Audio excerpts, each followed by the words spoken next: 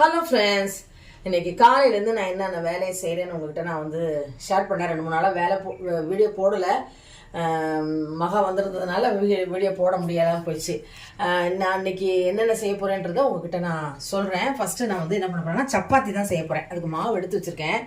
நேத்தி வந்து சிக்கன் வாங்கினோம், டாக்டர் இருந்ததுனால சிக்கன் வாங்கினோமா, அதனால் அதில் கொஞ்சம் எலும்பெல்லாம் எடுத்து வச்சேன். சரி, அதை ஒரு குழம்பு மாதிரி வச்சுட்டாக்க அந்த சப்பாத்திக்கு நல்லா இருக்கும் அப்படின்றதுக்காக எடுத்து வச்சுருக்கேன். அப்புறம் அதுக்கு இஞ்சி பூண்டு பேஸ்ட்டு, ரசம் தான் வைக்க போகிறேன். அதில் ரசத்துக்கு புளி எடுத்து வச்சுருக்கேன். தேங்காய் வந்து இந்த குழம்புக்கு, அடுத்தது தக்காளி, அப்புறம் அது உருளைக்கிழங்கு போட்டு வச்சா நல்லா இருக்கும்ட்டு உருளைக்கிழங்கு ஒன்று போட போகிறேன். அப்புறம் வெங்காயம், அப்புறம் கருவேப்பிலை, அப்புறம் கொத்தமல்லி எல்லாம் எடுத்து வச்சுருக்கேன். பாவக்காய் பாருங்கள், திரும்பவும் நம்ம வீட்டில் காய்ச்சது. இப்போ தான் காலையில் போய் பறிச்சுட்டு வந்தேன். நமக்கு உரமே இல்லாத என்ன ஃப்ரெஷ்ஷாக இருக்குது பாருங்கள். அதனால் இதை எடுத்து வச்சுருக்கேன். அது காமிக்கணுன்றதுக்காக உங்கள்கிட்ட இதை ஷேர் பண்ணேன். அடுத்தது நித்தியம் கல்யாணி. இந்த பூ கிடச்சதுன்னா சாப்பிடுங்க, ரொம்ப நல்லது. இது வந்து பிபிக்கு நல்லது. அடுத்தது சுகருக்கு ரொம்ப நல்லது. ஈவன் வந்து கேன்சருக்கு கூட ரொம்ப நல்லது. கிடைக்கிற போது இதை வீட்டில் இருந்ததுன்னா, இல்லை உங்களுக்கு ஏதாவது இடத்துல உங்களுக்கு கிடைச்சதுன்னா கண்டிப்பாக இதை டெய்லி குடிங்க. ரொம்ப நல்லது, அவ்வளோ ஒரு நல்லது. இதை வந்து நீங்கள் கொதிக்க வச்சுட்டு கொஞ்சம் மூடு மிளகு, ஒரு 4 போல் மிளகை தட்டி போட்டு நீங்கள் குடிச்சிங்கன்னா அவ்வளோ நல்லாயிருக்கும் உடம்பு. நான் எப்போ எங்கள் வீட்டில் இருக்குது, நம்ம வீட்டில் சைட்லலாம் தொட்டியில் வச்சுருக்கோம். அதனால் வெள்ளையும் வச்சுருந்தேன், அந்த வெள்ளை போயிடுச்சு. இப்போ இது இந்த கலர் மட்டும் தான் இருக்குது. இது ஒரு 3 கலர் இருக்குதுன்னு நினைக்கிறேன். அதனால் இது கிடச்சிதுன்னா கண்டிப்பாக நீங்கள் குடிங்க, ஹெல்த்துக்கு ரொம்ப நல்லாயிருக்கும். சரி, இதை உங்ககிட்ட நான் இன்னைக்கு பறித்தேன். சரி, அப்படியே ஷேர் பண்ணிடலாம் அப்படின்னு சொல்லிட்டு தான் இதை வந்து நான் எடுத்துகிட்டு வந்தேன். இந்த இலை பாருங்களேன், இந்த இலையை கூட போட்டிங்கன்னா அவ்வளோ கசப்பாக இருக்கும். நீங்கள் இதை குடிக்கும்போது ரொம்ப நல்லாயிருக்கும். அதுக்காக தான் நான் இதை பறிச்சு வந்துருக்கேன். நான் வாரத்தில் எப்படி எனக்கு பூக்க வச்சு குடிச்சிடுவேன். சரி, இப்போ சப்பாத்திக்கு மாவு பிசைஞ்சிட்டு இந்த குழம்பு, இது கிரேவி மாதிரி வைக்க போகிறதில்ல, குழம்பு மாதிரி தான் வைக்க போகிறேன். அதையும் உங்ககிட்ட நான் ஷேர் பண்ணுறேன். அவ்வளோதான். இன்றைக்கி காலையில் பாருங்கள், ஸ்டவ்வெல்லாம் நைட்டே தொடச்சி வச்சுட்டேன். எல்லாம் நீட்டாக தான் வச்சுருக்கேன். ஒன்றும் இதுவில் இனிமேல் தான் ஆரம்பிக்க போகிறேன் சமையல். ரைஸ் ஊற வைக்கணும், ரசம் தாளிக்கிறதுக்கு புளி எல்லாமே ஊற வச்சுட்டேன். அதனால் இதுதான் காலையில் நான் செய்ய போகிறது. செய்யும்போது இந்த மாவு பிசைஞ்சிட்டு சப்பாத்தி போட்டுட்டு இது கிரேவி மட்டும் எப்படி பண்ணுறேன், என்னோட ஸ்டைலில் பண்ணுறது உங்கள்கிட்ட நான் ஷேர் பண்ணுறேன். பாருங்கள், நித்திய கல்யாணி இண்டக்ஷனில் வச்சுருக்கேன். இந்த மிளகு போட்டு கொதிக்க வச்சுருக்கேன். இன்னும் ஒரு 2 மினிட்ஸில் அதை ஆஃப் பண்ணிடுவேன். அதை வடிகட்டி காலையிலே குடிச்சிடுவேன்.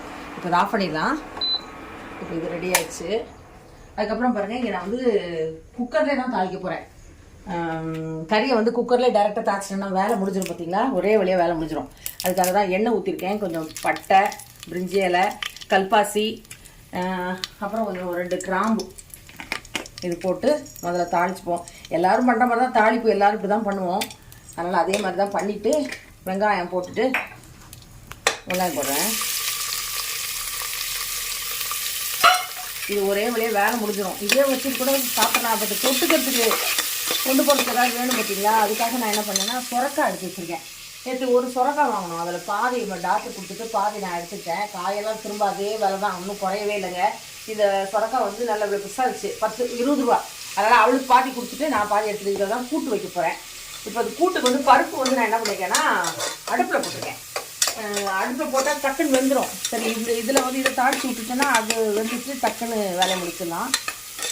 அது வந்து வேகட்டும். அடுத்தது இஞ்சி பூண்டு பேஸ்ட்டு போட்டுக்கலாம். இஞ்சி பூண்டு பேஸ்ட்டு எல்லாம் வதக்கி ரெடியாக வெட்டி வச்சுருந்தோம்னா டக்குன்னு வேலை ஆகிடும். ஒரு விசில் 2 விசில் வச்சா போதுங்க. இஞ்சி பூண்டு போட்டுட்டேன். அடுத்தது தக்காளி, கருவேப்பிலை. இப்போ நான் உப்பு போடலை, இப்போ உப்பு போட்டுறேன். இது போல் உப்பு. ஆல்ரெடி நான் கறியில் வேறு வந்து கொஞ்சம் உப்பு போட்டு தான் வச்சுருக்கேன். மீனாகட்டும் கறியாகட்டும் எதுவாக இருந்தாலும் கொஞ்சம் உப்பு மஞ்சத்தூள் போட்டு வச்சிட்டிங்கன்னா நல்லாயிருக்கும். நான் மஞ்சத்தூள் போடலை.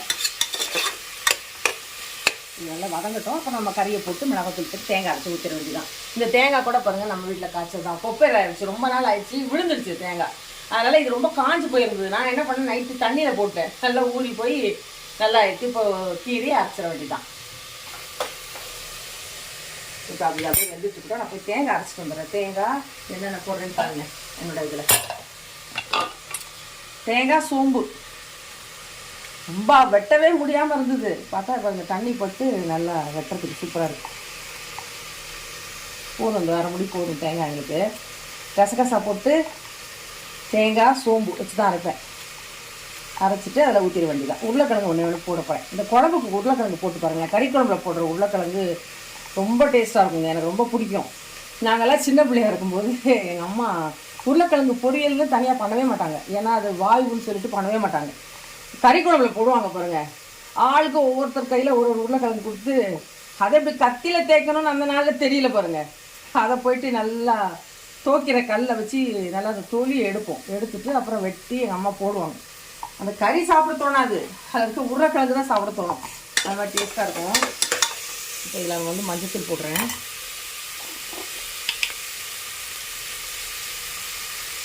மஞ்சத்தூள்,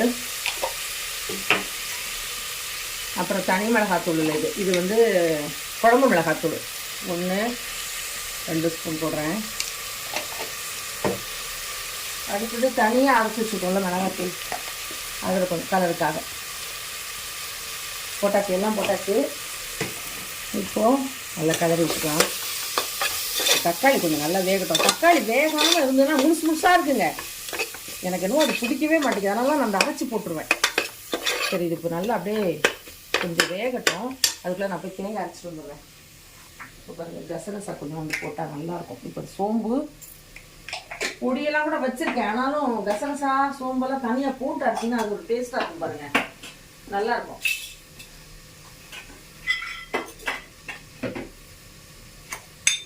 கசகசா உங்களோடு போடணும்.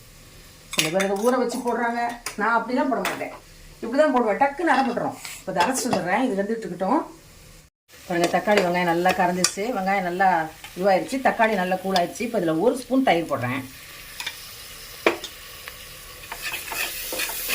இந்த தயிர் போட்டு பண்ணும்போது நல்லாயிருக்கும், அந்த கிரேவி நல்லாயிருக்கும், குழம்பும் நல்லாயிருக்கும், சிக்கனும் நல்லா வெந்துடும் பாருங்கள். இப்போது நம்ம எடுத்து வச்சுருக்க சிக்கன் வெறும் எலும்பு மாதிரி கொஞ்சம் போல் தான் கறி இருக்குது, மீதி எல்லாம் எலும்பு தான். நான் எப்போதுமே சிக்கன் வாங்கினா இப்படி தான் பண்ணுவேன், கறியை மட்டும் போட்டு தான் கிரேவி பண்ணுவேன். அந்த எலும்பெல்லாம் எடுத்து இப்படி குழம்பு வச்சுவேன். இப்போ நல்லாயிருக்கும், 2 வேளை வச்ச மாதிரி ஆகிடும்ல. அதான் இப்போ சிக்கன் வச்சு போட்டாச்சு. இப்போ நம்ம என்ன பண்ணுவோம், அரைச்சி வச்சுக்கேன் பார்த்தீங்களா, தேங்காய், சோம்பு, கசகசா. இப்போ இந்த விழுதை வந்து நான் இதில் போட போகிறேன். போட்டு தண்ணி ஊற்றி 1 விசில்.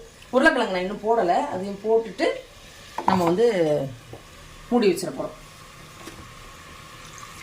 தேவையான தண்ணி ஊற்றிக்கலாம், நமக்கு எவ்வளோ குழம்பு வேணுமோ அவ்வளோ வச்சுக்கலாம். நாங்கள் இருந்ததுன்னா நைட்டுக்கு சப்பாத்தியோ இட்லி கூட ஊற்றிக்கிடுவோம். அதனால் வந்து மத்தியானத்துக்கும் ஹஸ்பண்ட் எடுத்துகிட்டு போவாங்க. அதுதான் இது தேவையான தண்ணி.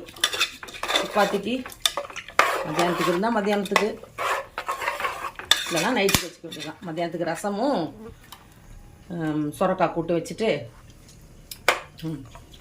சூப்பராக இருக்குது. கொஞ்சம் உப்பு தேவைப்படுது, நான் உப்பு கொஞ்சம் போடுறேன். உப்பு இல்லை, இவ்வளோ உப்பு போடுறேன்.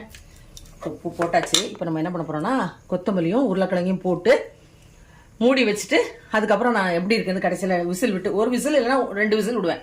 விட்டுட்டு நான் உங்கள்கிட்ட காமிக்கிறேன். பாருங்கள், நான் அடுப்பில் வந்து வெந்துக்கிட்டு இருக்கேன்னு சொன்னேன் பார்த்தீங்களா, பருப்பு வெந்துருச்சு பாருங்கள். பருப்பு வெந்துருச்சு. இதில் நான் மஞ்சத்தூள் போட்டிருக்கேன். அடுத்து நான் சொரக்காய் எடுத்தது உங்கள்கிட்ட காமிச்சேன் இல்லையா, அந்த சொரக்காய் இதில் போடுறேன்.